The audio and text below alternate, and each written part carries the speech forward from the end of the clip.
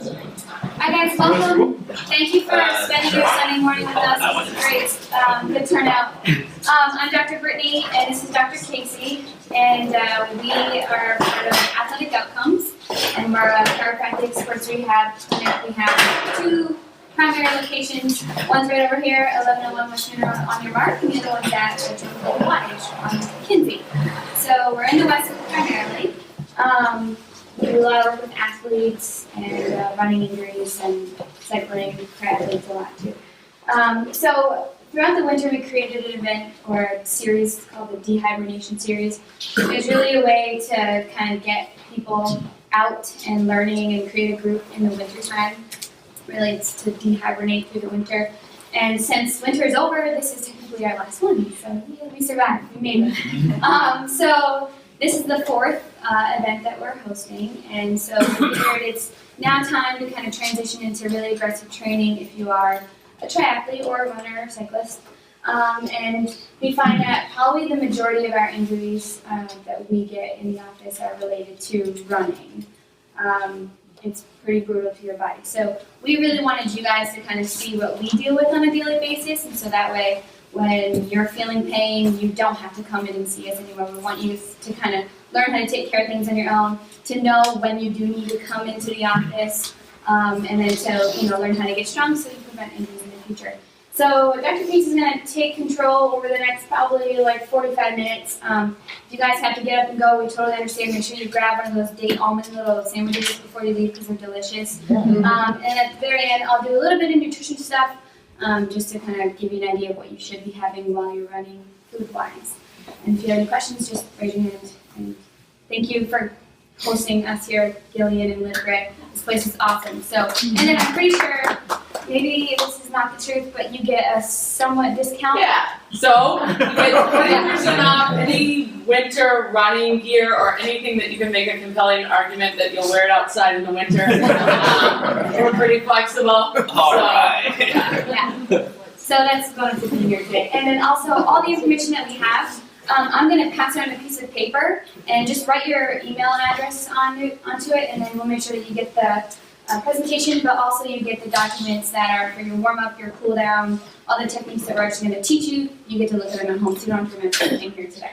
All right? So Dr. Casey is taking over. Cool.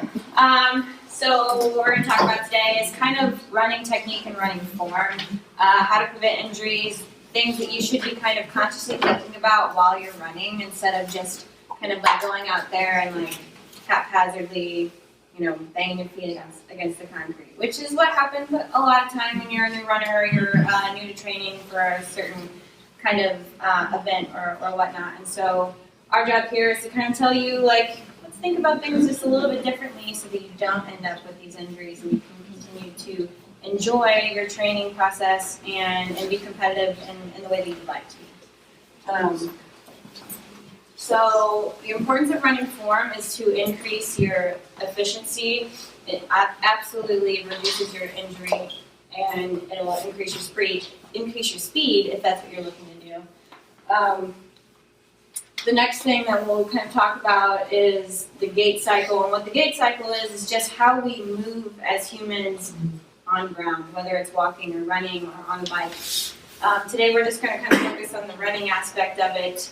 There are two phases of the gait cycle. The stance phase, when you're on one leg transitioning, and the swing phase would be when you're bringing your other leg up over to, again, hit another stance phase. The most important phase of the gait cycle is going to be called the stance phase here, and that is because that's when you're weight bearing. That is when you are at the highest risk of injury. And that's where most things go wrong. The swing phase is a pretty passive phase of walking or running. And a lot of people do kind of silly things in there to kind of waste a little bit of energy as well. So we'll hit on that later on in the presentation. So the stance phase, like I said, 40%. Float is just when you're transitioning. It's not really a part of it. It's just kind of that split second time before your other leg hits the ground. And the swing phase is the 30% of the gait cycle. I said this before, consider the most important because it is when your foot and leg holds your body weight, and this is when most injuries can occur. So it's divided into 3 different phases: initial contact, mid-stance, and propulsion. Initial contact would be obviously that time in the phase where you're landing and you're absorbing the shock of the ground in your body. Mid-stance is that transition where you're pushing from the back over into the front, and takeoff is when you're pushing off this back leg here and propelling yourself forward, propulsion. In initial contact, like I said, foot lands on the ground. Ideally, you would like your midfoot to be landing on the ground. When I say midfoot, I don't really have a picture here, but it's not your heel, not your toe, right in the middle. Most people do land on their heel, especially at slower paces during like a warm-up type of a speed of a run, which is fine. You just don't want to be trying to sprint and be pounding all of that, all of your body weight into the ground at a higher speed, because that's when you can injure yourself. You want to land with a flat, more of a flat? More of a flat foot, yeah, exactly. It's never going to be perfectly flat. Your foot is always going to be a little bit flexed up towards your face. But you just don't want to be so overextended on the front side that you're landing with your heel, because you're, 1, creating an off balance here in your hips, and 2, all that energy that you're transferring into speed is now being jolted back into your joints and your muscles and your tendons. So the knee and ankle flexes just before the foot hits the ground, and the foot rolls in, pronates, in order for you to continue to move. So it's not a drastic roll, it's something that naturally happens in your feet. It's not anything that you should be consciously thinking about. This is just kind of how I'm explaining what the body does to get you from one point to the next point.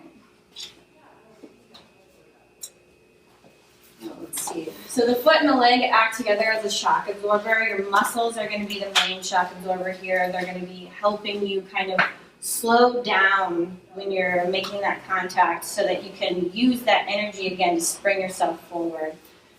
This is called deceleration or braking. This is also kind of a potential area for injury, which we'll talk about a little bit later as well. But what happens is you're shock absorbing, so your muscles will lengthen and contract at the same time. So it's kind of performing a little bit of a stability action there to make sure that it's getting ready to get a full contraction to push you off to the next step there.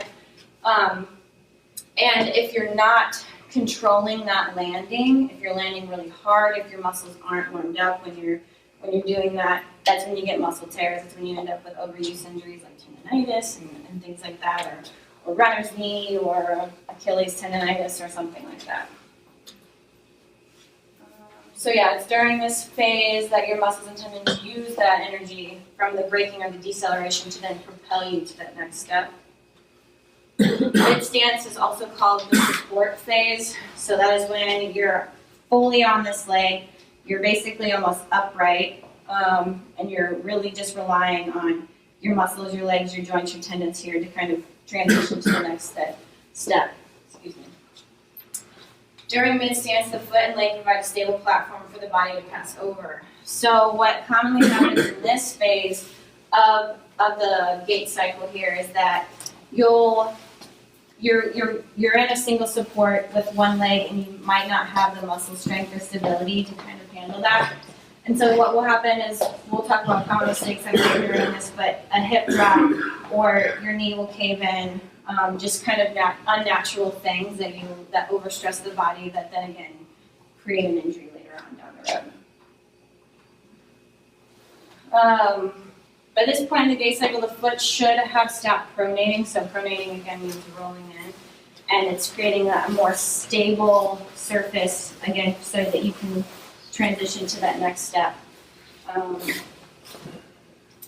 I said, most risk for injury because you are just solely relying on that one leg to kind of support your whole body and your whole weight.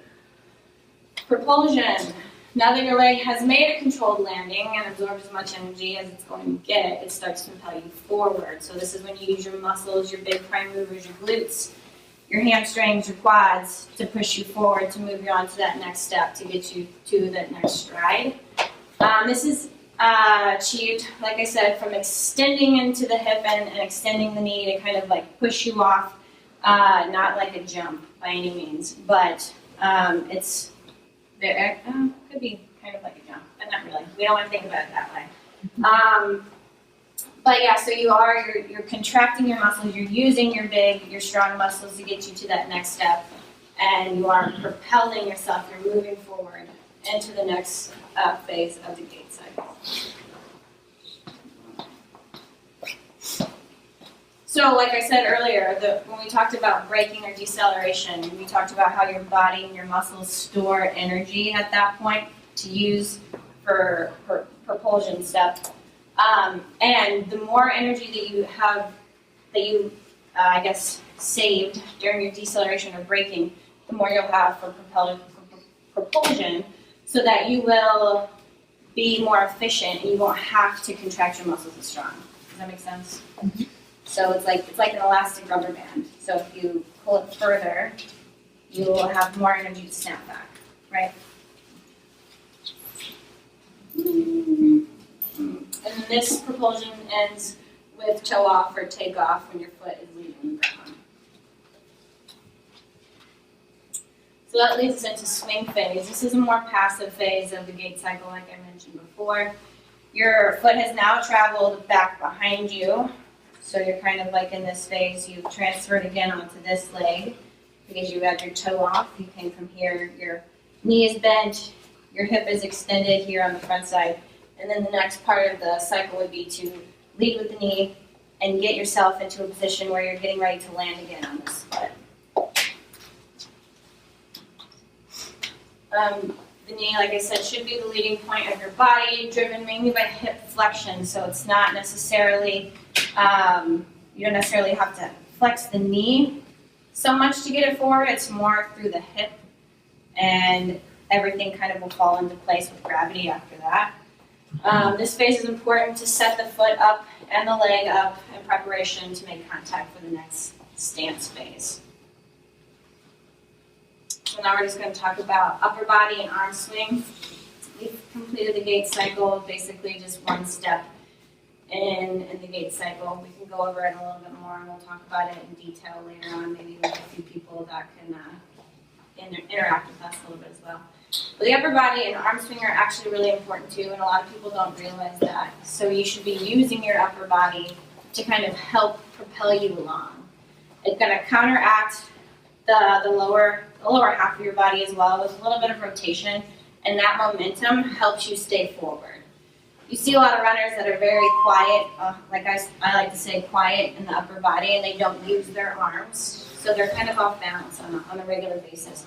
And they're wasting a lot of energy because they're solely relying on their legs to get them to move when you have a whole other half of your body that you're trying to move, but you're not using it. The core is going to come into a playing part at this point as well, because honestly, this is probably the heaviest part of your body anyways, and if you're not using it efficiently, if you're not contracting the core to kind of help support your hips and your legs and your arms, then you're just kind of like sloppily running through space, and you end up with an increased risk of injury. So you should be rotating? So you should be rotating a little bit. I don't want it to think about like this. Like this would be way too But much. it's not rotation. static straight on. Right, you should not be running like this. There should be motion. Your arm should be swinging opposite of. So if this leg is back, this arm should be forward. If this leg is forward, this arm should be back. Right?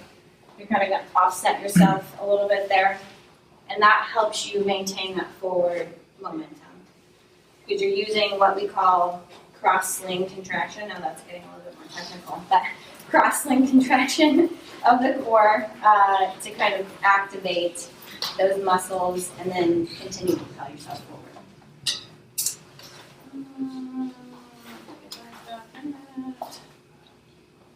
So like I said, the upper body and arm action provide balance and promote efficient movement. And that is actually the biggest thing that you should take home about arm swing and upper body is that it helps you balance and it takes a little more stress off of the lower body.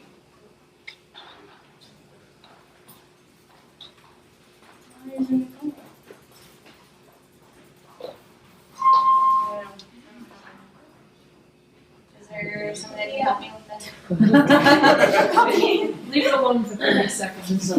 Turn it off, turn it back on. Touch the TV and see what you Never mind. Can you pass around the other side? Yeah.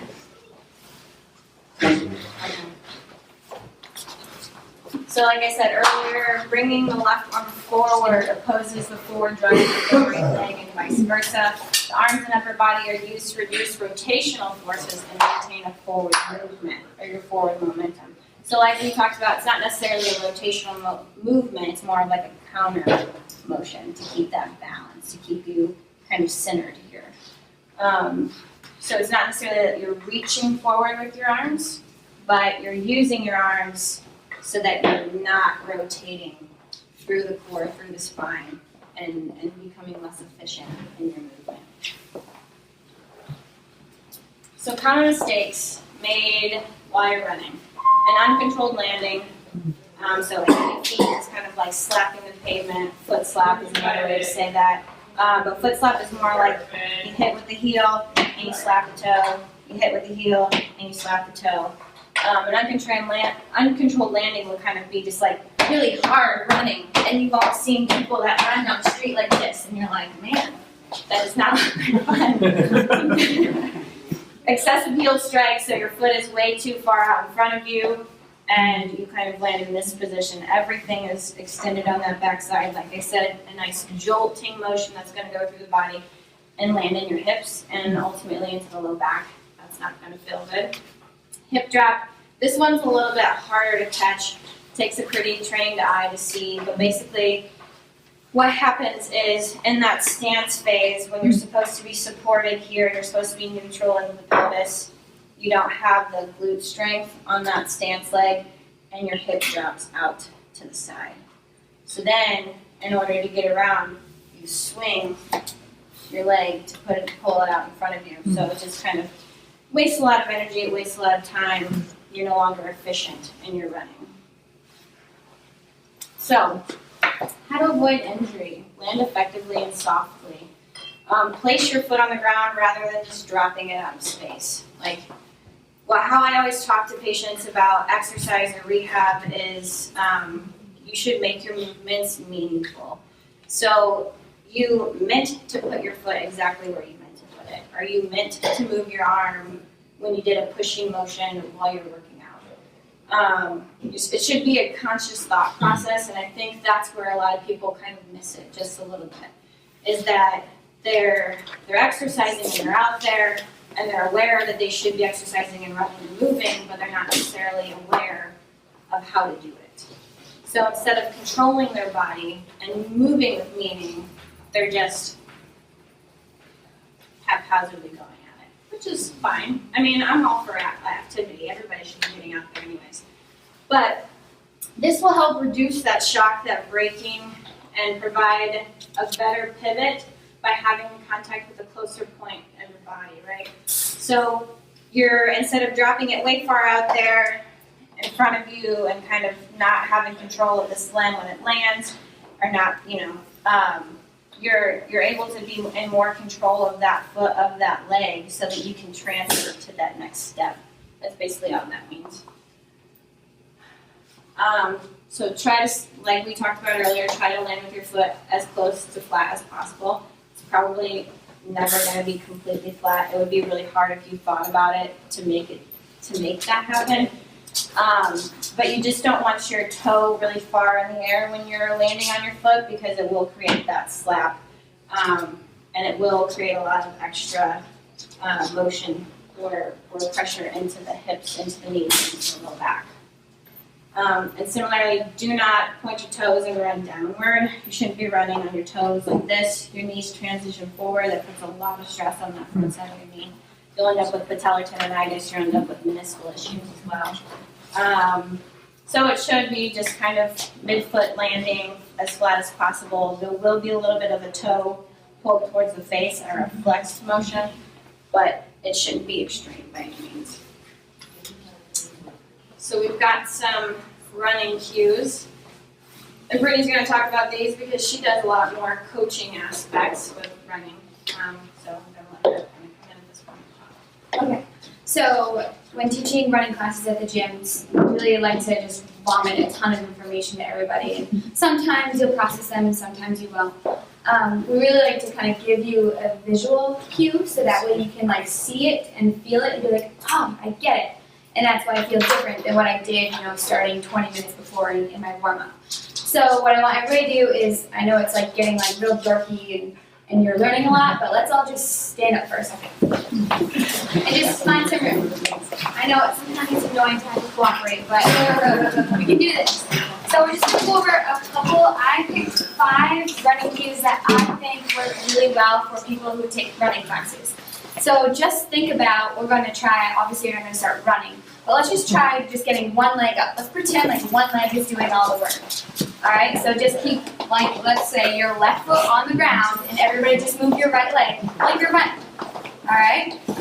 Now get your arms involved, like you're coordinated. You don't run like this. Step over your coffee on the person. Alright, so you kind of get the feel of it. You're standing on one leg. We're going to really use that opposite leg that's coming up and try to think about these cues. So, number 1 is to pretend like you're running on a cloud. So you can try running with both feet in place, but your number 1 goal when you land is, like Dr. Casey was saying, it's to not really sink into your stride, right? You really want to pick your foot up the second you can. So I like to tell people to either pretend like they're running on a cloud or like they're running on hot coals. Alright, so you can try it with one foot, and the point is that the second your mid-toe hits, or mid-foot hits the ground, you pull it right back up again. So let's try doing what you just did, but go a little bit faster and just think about that cue. So you tap your foot, pick it right back up, tap, pick it up, tap, pick it up. Alright? So what happened? All of a sudden you started moving a little bit faster, right? Okay, good. Because high cadence when you're running is very important. If you can keep your legs almost pedaling out faster, ideally you'll last a lot longer. Your joints won't have to take as much heavy load every single stride. It will instead become more of a quick, light tap. Alright, so pretend like if you're running on a cloud will ultimately increase your stride. Or increase the speed of your stride. Cool? Alright, so in order to make that happen though, a lot of times people will heel kick a lot. They'll do one of these things where they're kicking their butt. And so that's when they start pulling through their hamstrings. Okay? We want to think about if your goal is to not use your knee but instead to use your hip, because your hip is your strongest muscle in your body, your butt, your glute, we want to use that. It's the strongest muscle, it's going to last the longest. So in order to get your butt to fire, you have to extend your hip, right? That's what your butt does. Your butt starts here, and then it's going to extend your leg back. So everybody, just kick your leg back for me. And just squeeze your butt. Do you guys feel your butt? That's your yeah, it should be pretty rock solid. Alright? Now, that's the muscle you guys should feel when you're running. If you feel your shins, your calves burning, then you're doing something wrong. Alright? I want from now on, every single time you go for a run, I want you to think knee up, knee down. Not heel up, heel down. See the difference? It's knee up, knee down to get your glutes to fire versus heel up, heel down. Now I'm using my hip as my pivot, not my knee as my pivot. Got it? So you're running on a cloud, so super light, knee up, knee down, knee up, knee down. Okay? Good. So next time you run, you're gonna be like so confused. So many things are confused, like squeezing your butt. But try it, seriously. Just think about squeezing your butt. It will make a huge difference. All right, and then another thing is, in order to get your midfoot to hit the floor, I like to think about taking the base of my second toe. I know that sounds really very specific, but if you can take your foot, okay, and then you find the base of your second toe, right where that toe goes right into the rest of your foot, that's the point that's going to make you the strongest as you propel yourself forward. All right? So think about that part, right where your toe goes into the rest of your foot. That's going to be the mid-foot stride that we're looking for. So, sorry, is the midfoot stride more of the ball of the feet, or that's okay? So it's going to be directly a little bit behind the ball of the foot. Okay. But if you can think about that part hitting the floor, it'll make it go less into your heel and less into your toes. Right? So now as you're going into that high knee, knee up, knee down, and then running on a cloud, think about the second your foot hits the floor, what part is hitting the floor. So let's try it. Don't forget about that fast cadence, guys, and don't forget about your glutes. There's so many things to think about. You gotta think about that second toe, the base of it, tapping the floor, then you come right back up, right back up. Got it? Alright, now rest. Everyone's brains are just fried all of a sudden. Okay, so that's how it's gonna get you to stop planting on your heel or stop going right onto your toes, mid-foot. Alright, squeeze your glutes as your leg goes behind you. We already kind of discussed that on knee up, knee down. It's just another way of getting you to think knee up, knee down. Or your knee is up and then you're gonna squeeze your butt, push it back behind you. Push your butt so your leg goes back behind you, okay? And then the last one, so hands, guys. A lot of times people will run with crazy elbows, like way out to the side here. One's doing all the work, one's literally doing all the work. You'll get kind of crazy with your arms. I want you to think about bending your elbows 90 degrees and pretend like you have an egg, not a hard-boiled egg, in your hands. That's what I want you to just hold on to while you're running. So it's really, really light, or like you have a butterfly in your hand and you don't want to squeeze it. All right, so you're not trying to get a really tight grip with your hands. Your goal is to be really relaxed through your fists. And then try not to let your elbows go in front of your rib cage. You want to keep everything back behind you. If you can get your elbow to go right in line with your rib cage, what that's going to do, we can try this. Pat, you're really good at this and I'm not, but if I fail, he'll make up for it. What you guys want to think about is taking your elbows and pulling them back behind you. And then moving your body weight forward. So try to get onto your midfoot, just standing with legs slightly bent, primarily locked up. Try to get in a straight line. Good. Now, what happens when you move your arms forward? You went on your toes, right? All right, so what does that mean? When you guys run, you never run upright. You always run slightly forward for acceleration, right? You're always running, leaning into your next stride. So if you can get your arms back, what that's going to do is it's going to allow you to land on your midfoot, not on your tippy toes. Okay? Now if you stand like this and you move your arms really far forward, what happens? You go back onto your heels. So think about that proud chest, getting your elbows back, not getting that really tight grip with your hands is super important. All right? Okay, now you guys can sit down. Thanks for participating. Well, that was fun, right? Now we can talk about some less fun things. Common running injuries, so things that Brittany and I see almost on a daily basis.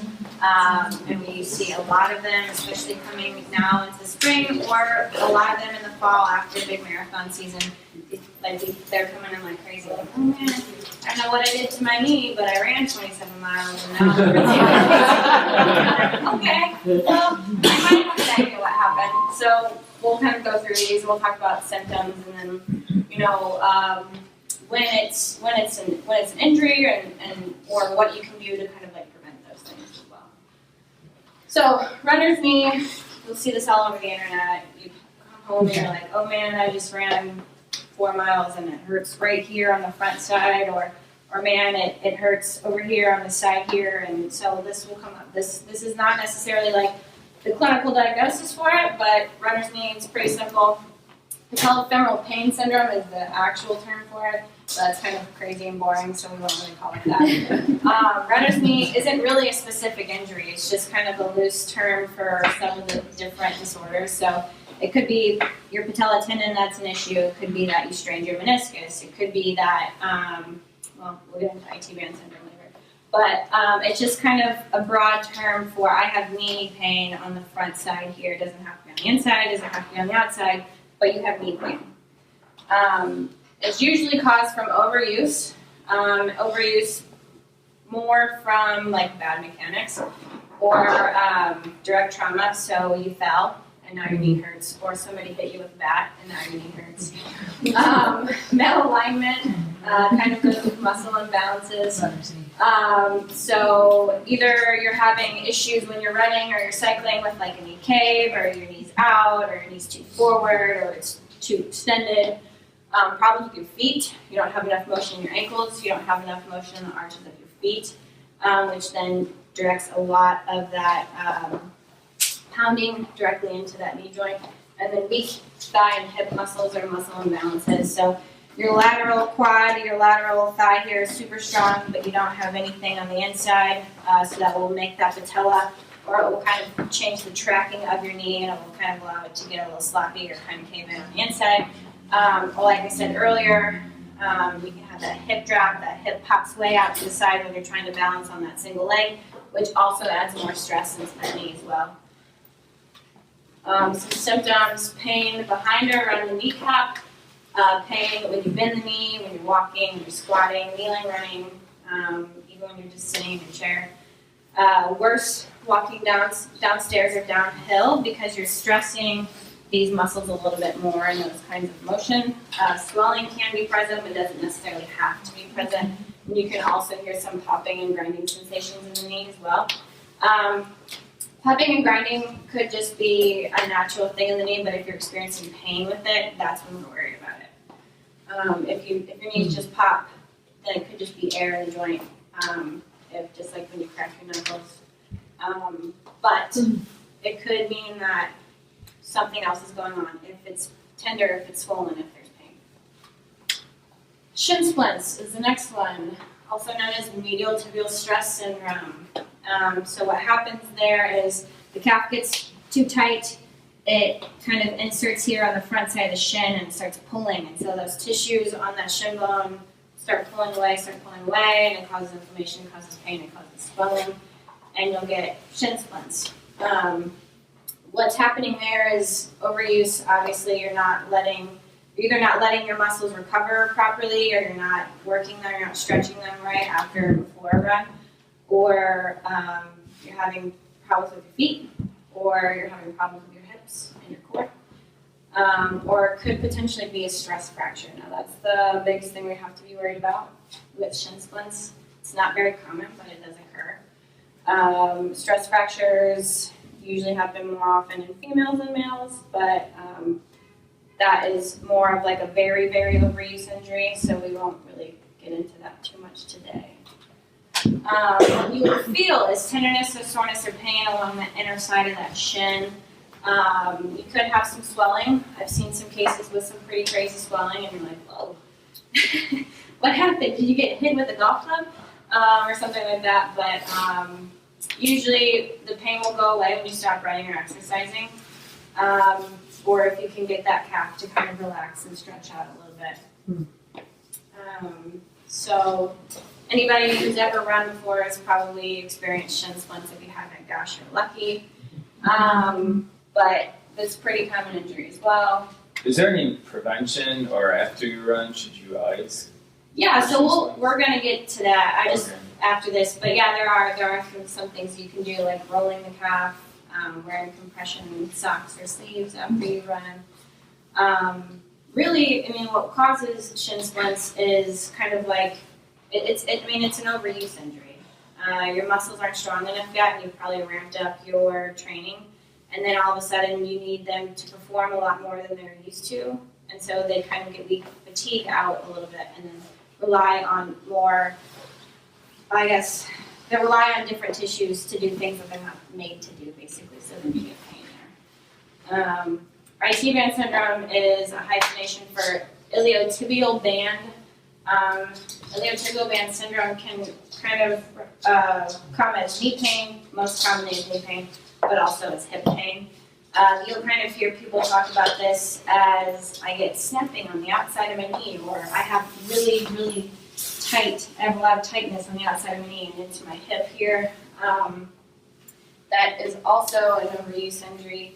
It's caused by weakness of the stabilizing muscles in the hips and the core. So the IT band is basically a extra long tendon from this little baby muscle called the tensor fasciae lata muscle here in the hip that's made to help you stand on one leg and not fall over. So what happens is when that's not strong, because it is such a weak muscle and it is a stabilizing muscle, you rely on this thick band of connective tissue or tendon to kind of support that hip and that knee and the extended and flexed position while you're running. And it gets really tight and it gets really weak, and then it causes a lot of pain. Leg length discrepancy, can't do much about that except for put a heel cup in your shoe or get orthotics. That's just sometimes roll the car as you get, that's what you're born with, so you just go with it. But there are things that you can do to help not have pain from that. Problems again with feet and ankles, if they're not moving the right way, it'll translate higher into the body somewhere. Well, like I said, symptoms of IT band syndrome commonly seen on the outside of the knee, kind of like a stinging, there may be popping or snapping around the knee, swelling is commonly present, and you can also have pain at the top of the hip here too, like right where you can feel your bone right there. That's also where people feel IT band syndrome. Plantar fasciitis, we hear this a lot with runners too. The plantar fascia is a very thick ligament that's meant to support the arch of the foot. And what happens is the muscles of the arch of the foot fail, and then you just kind of rely on the ligament, and it overstretches, and it inserts on the heel, and then it pulls on the heel, and then it causes inflammation and pain, and potentially heel spurring if it's not managed quickly. So what causes that is overpronation or fallen arches. Like I said, your muscles in the arch of your feet are supposed to hold the base of your foot up like this. Not necessarily that high, that would be a really high arch. But then if they're not strong enough or they get tired, you just rely on that ligament and then it causes pain. If you have extremely high arches, you can have this as well. Walking, standing, or running for long periods of time on hard surfaces, which is hard especially for us because we're in the city. We're commonly running on concrete. Wearing improper shoes. So these two will be big together. If you're going to be running on hard surfaces frequently, you have to make sure you're wearing good shoes. Otherwise, you're going to beat the hell out of your feet and your ankles, and that's never fun. If you have tight Achilles tendons or tight calves, it all translates into the bottom of the feet as well. And again, weakness in hip and leg stability muscles also plays a role in this. Surprising, I know, but the stronger you are in your hips and in your legs, the less stress you have in your feet and knees. So you'll have sharp or stabbing pain in the heel or the arch of the foot. Pain is worse with the first few steps in the morning or after prolonged sitting. You can experience calf tightness or calf pain as well. Achilles tendonitis. It's one of the longer tendons in the body, and it's located right here. It's that big, thick cord of tissue that you can grab on the back of the ankle.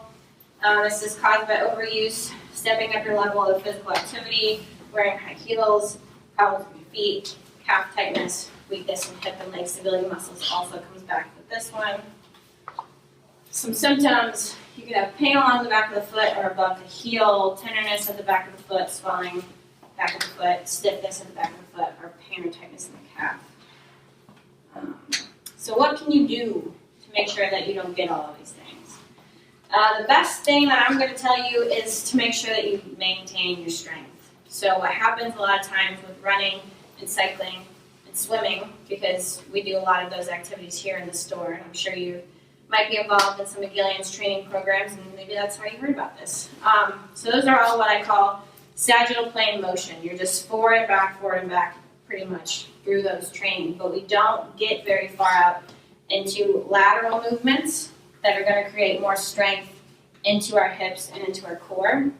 So functional strength training, things like squatting, things like lunges, things like deadlifts, anything that's going to help you maintain strength in your lower extremity and core are going to keep you from injury when you're doing activities like running, cycling, swimming, playing basketball. It could be whatever that you're doing, honestly.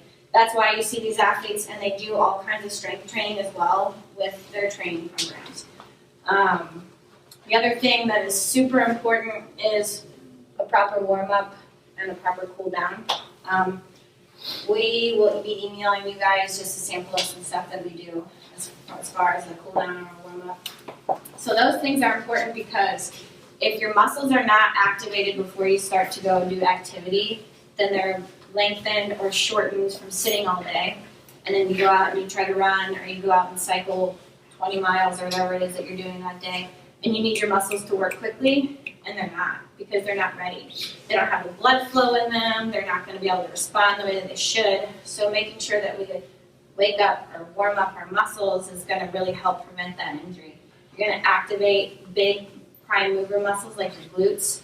You're gonna activate the hamstrings and the quads that are gonna help you maintain stability through your exercise, which is the most important thing. We talked everything that we went over today as far as injury-wise, brought up weakness or instability in the core and in the hips, and that is why you get overuse injuries or bad mechanics.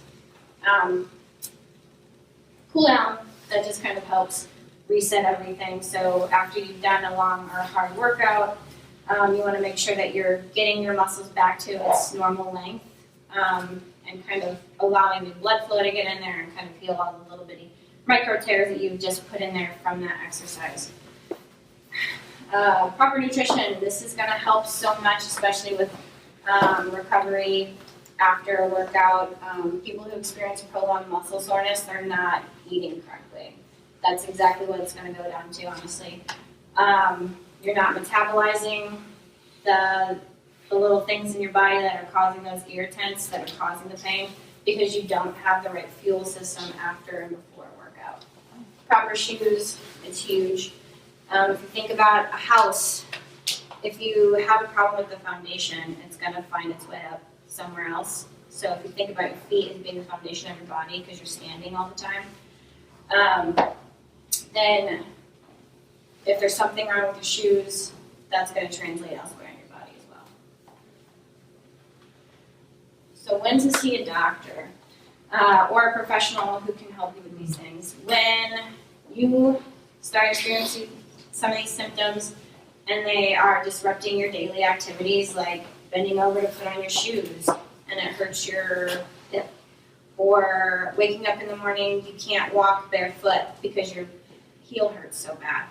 I would hopefully, when you start experiencing symptoms like that, hope that you guys would go find somebody that you trust to take care of you or get an opinion about what you should do. If, for example, like shin splints, that's a tricky one. Because traditionally shin splints only present while you're exercising, but if it's gotten to the point where it's pain all the time, then you've kind of waited a little bit too long. So there's kind of like a window there for that one. So when it disrupts physical activity as well, or your training regimen, or whatever that you're trying to do, that's a good time to go as well. Or you can just go to make sure that your body is good and you don't have to worry about. That can be a preventative type of measure as well. So now we're going to talk about nutrition, which we talked about a little bit, and how it helps with keeping you guys healthy as well and preventing injury. A quick question, please. Yes. How tight should you lace up your shoes? So that's going to be, your shoes should fit tight on your feet, but they shouldn't be so tight that it's cutting off circulation. Your foot should not be able to slide around in your shoe. So if you can feel like that, if you can slide off your shoe without untying it, then it's probably too loose. But it should fit you well, and it should kind of fit like your sock fits your shoe, or your sock fits your foot. So nice and snug, but not too snug. And if your toes go down, then it's too It's tight. too tight. Yeah. But that's just the complete opposite. And we're gonna send you guys, in regards to like home care, like ideas of like how to prevent these injuries that we talked about. Because doing stuff at home is also super important. You know, like icing your shin or rolling out your calf or that sort of like specific stuff per injury. So you aren't leaving totally just knowing what the injury is, but not knowing how to prevent it. So we'll give you some stuff to do. Okay, and so nutrition, we're just going to talk quickly about it. I just want to give you guys a few tips. If you're signed up for a triathlon or any running event this summer, what you eat can totally predict the outcome of your event. You might even have to stop a little early, or you're going to have a really great run because your stomach is totally happy. If you've ever done a run and your stomach is not agreeing with you, then it is terrible. I think we can all relate to that a few times. So this isn't really specific to like if you're going to a 60-minute like strength class. This is specific to running. Okay, so running outside in the heat or running inside in the treadmill, doesn't matter, but it's a running event. So remember, rule number one with any nutrition program, there's no one size fits all. What I eat and what Barry eats for running probably going to be totally different just based off of sensitivity for your stomach. So I can suggest a brand of a gel, for example, and it might work for me, but it might not work for anybody else. So there's tons of research out there about gels and the sugars that they put in gels, maltodextrin or sucrose, or it could be agave, or it could be honey. I'm only telling you guys to just experiment before your race day with all of these different ones. Do not get a goo that's peanut butter flavored on race day because you heard it was really delicious. It's good, but you probably won't settle well with it. So make sure you find one, try it for a week or two, and then test a new one. You'll know right away whether or not you do well. Okay? Don't do it on your really long run for the week. You might regret it. And then, so again, don't let your diet deviate from what you typically do. Okay, what got you through your training, you want to maintain it through race day if that's important to you. And then obviously you want for running to have fuel that's convenient for you. All right, there's a few recipes, or for example, like those little date and almond butter little sandwiches, if you guys saw those out there, they're really great for doing a triathlon. What I would recommend is put them in your bike baggie and then eat them when you're on your bike because it gives you great sugars, it gives you fat for, if you're a triathlete and you're doing long distance, you can typically train your body to eat fat and use that to fuel off of. It's all about metabolic efficiency, that's what they call it. But you're giving yourself through those dates and the almond butter, this like the perfect little ratio. But I would recommend having that when you're on your bike, ready to transition into your run versus trying to carry those throughout your run. Pretty much impossible. And even if it's a warm day also, you're gonna have almond butter all over your face. So that's when you're running, physically, you should probably stick with like a gel. We always recommend about every 45 minutes getting some form of fuel in. If you guys want very specific details about you individually, let me know and we can work on nutrition stuff. But again, remember that it's not one size fits all. So what I tell you guys here may not be very, very specific to you. So just use this as a learning. So a couple tips, guys. Remember that your fuel must include heat-stable protein to help protect against muscle tissue breakdown. This is typically for people who are doing longer events, longer runs like a half Ironman, some Olympics, distances, half marathons for sure. After you guys run or are active for about 2 hours, your body starts using protein to break down. But protein is the fuel that your muscles need to stay strong to prevent the injuries, right? It's not going to give you necessarily the sugar that you need to have the energy for it, but if you don't have the strength in your muscles, then you're going to feel the pain, okay? So if it's a pain issue, it's likely that you have some protein being broken down. So protein is extremely important. So make sure that you have heat-stable protein. So don't take out beef jerky that's been in your back pocket for a couple hours. It's probably not the best idea to use running. You can get gels, you can get chews that have protein in them meant for running. Perpetuum is a brand that Hammer uses. Sustained Energy you can stick into your water bottle. That's a protein source for over 2 hours of an event. Okay. Endurolytes, especially if it's warm, you want to make sure you're getting electrolytes. Those are just like the chemicals in your body that kind of help processes happen. So they're going to help your muscles fire, they're going to help digestion occur when it's necessary. So I recommend Endurolytes every 30 to 60 minutes to prevent irregular running gait or muscle twitches. So if you run out of chemicals, you'll get cramping. All right. Recommend 20 to 25 ounces of water per hour depending on the body size and weather. So if it's really warm, you're going to need a little more. If you're tiny and it's cold, you probably won't need as much. You don't want to overhydrate yourself, which is actually just as common as dehydrating yourself. If you give yourself too much water, not enough electrolytes, you'll overhydrate. If you give yourself less water and too many electrolytes, you're still going to have dehydration or just a hydration issue, chemical issue. And then make sure that your water, what you're drinking can either have electrolytes in it and water. Do not pull out a Gatorade in the middle of your run. Okay, it's too sugary. Your body doesn't need that amount of sugar. All right. You can lose up to 700 to 900 calories per hour, but you guys think that you should start eating 700, 900 calories every hour to replenish? Heck no.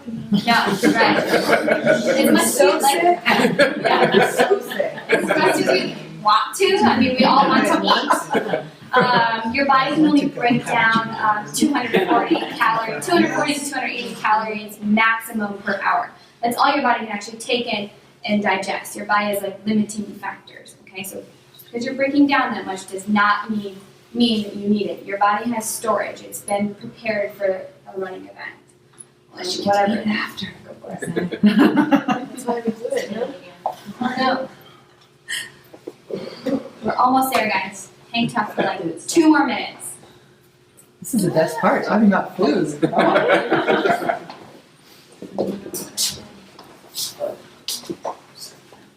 Oh, okay. So what we recommend? Fluid 16 to 28 ounces per hour, of course, depending on size, depending on the weather.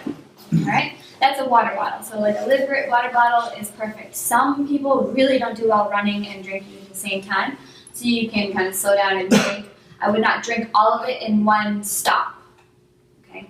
So just because you didn't get in that amount throughout the hour does not mean you need to make up for it. All right? Just you gotta kind of pace yourself through it. 4 Endurolites, which are little vitamin capsules you can get. Hammer makes a really great product for them. Or 100 to 600 milligrams per hour of a full spectrum electrolyte. So electrolytes, not meaning just sodium and chloride. So you've seen, well, probably like 10 years ago, it was really popular to just rip off the top of like a salt packet. It was good for a short period of time, but then we realized that everybody was just getting sodium and chloride. You have other chemicals in your body that you need, magnesium and potassium. The list goes on. So you were just over high sodium, basically giving yourself a lot of sodium. So make sure that you're getting a full spectrum electrolyte tablet that you can put in your water or capsules. Okay? And then bringing in calories 120 to 150 per hour is ideal. Fluid intake. Okay, so there's data about athletes who performed poorly, okay? And these were the common results, okay? So if you want to perform poorly, follow this. Your fluid intake was over 30 ounces. It obviously depends on the weather, right? If you're down in like really hot climate, Arizona, you're gonna need to bring in more, okay? So this is just average race day temperatures. Body weight at finish was hyperhydrated with weight gain from 1 to 2%, or dehydrated with over 3% body weight. So it's minimum change, but it's a huge toll on your body. You can be overhydrated, believe it or not. And then excess calorie consumption at or greater than 240 to 280 calories per hour was brought in, primarily from a sugar-based source like a Gatorade. Okay? Continuing on with that, you have a constant high sodium diet. So even though it's not race day, you can still work on a better diet for your race day. Bringing that sodium level down, especially before a race day, is extremely important. So that way your body doesn't need to bring in more sodium in order to make up for the lack of water or increased water that you bring in on race day. So trying to get your sodium level down just every day is extremely important. All right? Ultra-distance athletes who suffered cramps, sour stomach, and lack of sodium in the last half of their event often did not train adequately at race level, fluid fuel electrolyte dosing, or the athlete used a different fueling protocol. So basically, they didn't test it out and they tried something new on race day. Okay? So if you want to succeed, you want to take in 28 fluid ounces maximum, and that's the average really for like a hot day, cold day. Electrolyte intake via Endurolites, Hammer is the brand that we would recommend, averaged 4 capsules per hour. Calorie intake was 120 to 150 per hour, so if you guys have a gel, make sure you're really aware of the calorie count in that, all right? Some are as low as, like there's this one that's just agave and cocoa, but the calorie intake or calorie supply is only about 70 calories. So what would you need? 2 of them, right? In order to get your calories in. Body weight at finish decreased no more than 2 to 3%. So you do want a body weight decrease, but nothing more than 3%. So basically what you should learn is there's no one size fits all. I say go into it prepared knowing there's a lot of questions on race day and it's really overwhelming. Go into it without questions about nutrition. That's one thing you don't want to have to worry about. The night before, get your baggies ready, stick them on your bike or get them in your back pocket. Just make sure that that's really important because if you don't have proper nutrition, good luck. You're going to recognize it. You're going to feel it on race day. All right? Okay. If you guys have any questions, so that's it. That's all we have today. but we're always available. After this Promenade Triathlon, how much should you drink right when you get on that bike? Because you're Don't dehydrated. drink right when you get on that bike. Settle in, get your heart rate to come down, and then drink. Like a half a bottle, or, I mean, what? So if you're gonna be on the bike for the next 3 hours, you can pace yourself out. If you're trying to drink a whole bottle per hour, or let's say even like 3/4, say you have 2 water bottles in your bike, that's all you're gonna have, right? Over the next, depending on the distance, 2 to 4 hours, whatever it may be. You have to pace yourself. So practice. Say you're doing a sprint triathlon. Well, then you probably only need to go through one of those guys. So then pace yourself out over the hour. Definitely don't take in a lot right when you get out of the water onto your bike. So your body will need to go through that transition from going face down, being totally face down in the water, to a little bit more upright. Let your body adjust to that change, and then once you get settled in, then start drinking. And just drink slowly. So that sort of didn't really answer your question. No, it did. Okay, good. You don't need something right away. You are still fueled and your adrenaline is so high from transitioning. Get comfortable and then pace yourself out before the hour. So guys, if you have any questions on anything, feel free to email us. Our email is info@athletikoutcomes.com. That'll go to both of us. And then if you want us to elaborate on anything, injuries or nutrition, anything, let us know. Thank you guys so much for coming. Thank you.